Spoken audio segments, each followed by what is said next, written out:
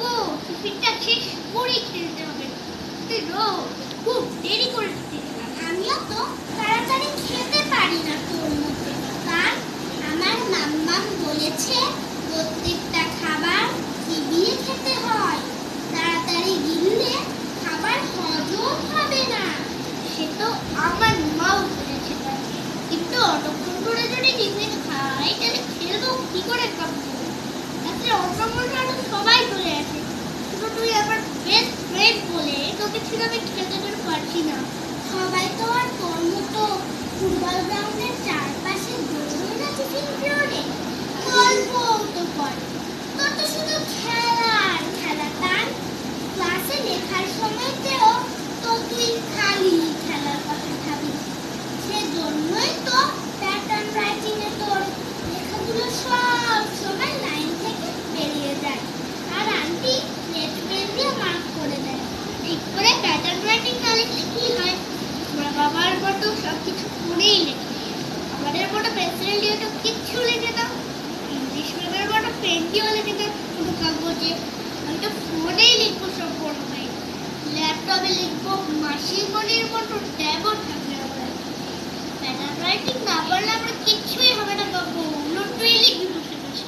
Uncle aunty তো প্রথমে কাগজ পেন্সিল নিয়ে লিখতে শিখেছে। তার আমাদের মতো ওদেরও ক্লাস টেস্ট, অ্যানুয়াল এক্সাম সব হতো স্কুলে। আমার মাম্মা আমার বাবায়েরও হতো। মাম্মা বলেছে আমায় আমাদেরও তো এভাবেই লিখতে হবে সব এক্সাম। তোর তুই কিছুই জানিস না বাবু।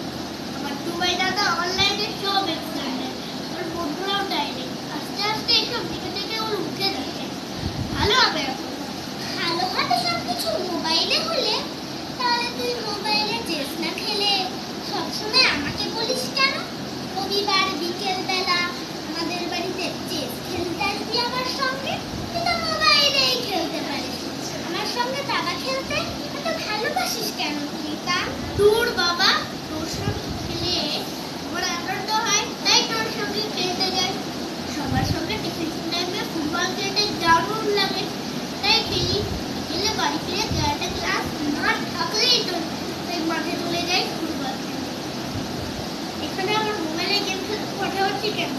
তুই তো বলিস, তোর বাবা বলে তোরা বাড়ি মোবাইলটা গেম খেলতে শুরু করলেই নাকি ওর পেন নিয়ে যায়। বাবু সেরকম তাই মোবাইলে গেম খেলিস না, খালি তোর বাবা তোকে গল্প করে শোনায়, আর সেই গল্পগুলো তুই আবার ক্লাসে এসে আমাদের শোনাতে যাস। হ্যাঁ, তখন তো তুইও বেশ মন দিয়ে গল্প শুনিস, কিন্তু গল্প বলাটা শেষ হয়ে গেলেই আবার গেম নিয়ে ডিসকাস করি আর তোদের সাথে। তার মানে তার তুই খেলতে ভালোবাসিস বলে খেলাটা হয় তোর বন্ধুদের সঙ্গে, কিন্তু পড়তে ভালোবাসিস না বলে এক্সামটা মোবাইলে দেবার কথা বলছিস।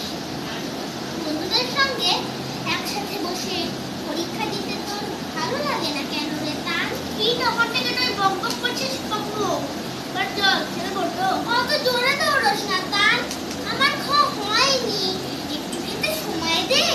আজকে তো আমাদের সবার টিফিনে স্যান্ডউইচ, তাড়াতাড়ি খাওয়া হয়ে যাবে। স্যান্ডউইচটা মুখে দিলাম আর আর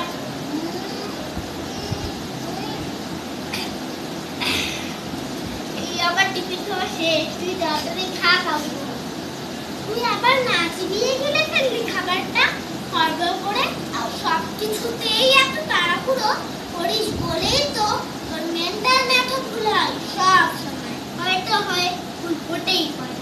জানিস তো আমাদের যে হারমোনি কবিতাটা বাংলা ম্যাম শিখেছে, তার যে কবি মানে রবীন্দ্রনাথ ঠাকুর, সে সব সময় স্কুলের পড়ে পড়তে বসে খুব বিরক্ত হয়ে যায়। স্কুলে আমার বাবা বলেছে স্কুলে যেতেই চাইতো না, নিজের বড় পড়াশোনা করতে ভালোবাসতো। রবীন্দ্রনাথের তৈরি খুব একটা মজার স্কুল আছে। হ্যাঁ জানি তো, শান্তিনিকেতন। আমার মাম্মা আমার বাবাও বলেছে আমাকে। আমার মাসিয়া তো ওখানেই পড়তো ছোটবেলা থেকে। ওখানে নাকি গাছের তলায় বসে ক্লাস হয়, জানিস বাবু? খেলতে খেলতে পড়া আর পড়তে পড়তে খেলা, পড়ে পড়ে ক্লাসে বসে বসে পড়ালেখা। তোমার খোলা হাওয়া লাগিয়ে পা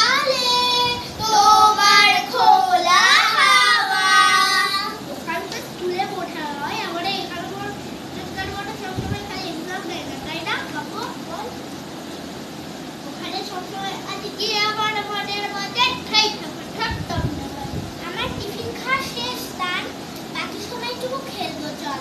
খেলতে খেলতে সুকুমার রায়ের এই আবোল তাবোল কবিতাটা দুজন মিলে বলবো। হ্যাঁ, কবিতাটা যদি অন্য বন্ধুরাও বলে তাহলে খুব ভালো হয়।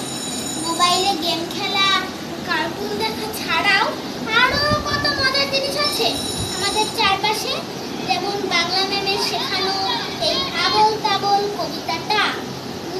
আরে রে ভোলা খেয়াল খোলা সকল টোলা আরে রে পাগল আবোল তাবোল মত্ত মাদল বাজিয়ে আই যেখানে টাকার গানে নাই কোমানে নাই কসু আই রে যেখানে উঠাও হাওয়ায় মন ভেসে যায় কচুরু 1923 সালের 19 সেপ্টেম্বর সুকুমার রায়ের আবোল তাবোল প্রথম প্রকাশ পায়। এবছর তার 100 বছর যাকে চলছে। সুকুমার রায়ের আবোল তাবোলকে শ্রদ্ধা জানিয়ে আমাদের আমরা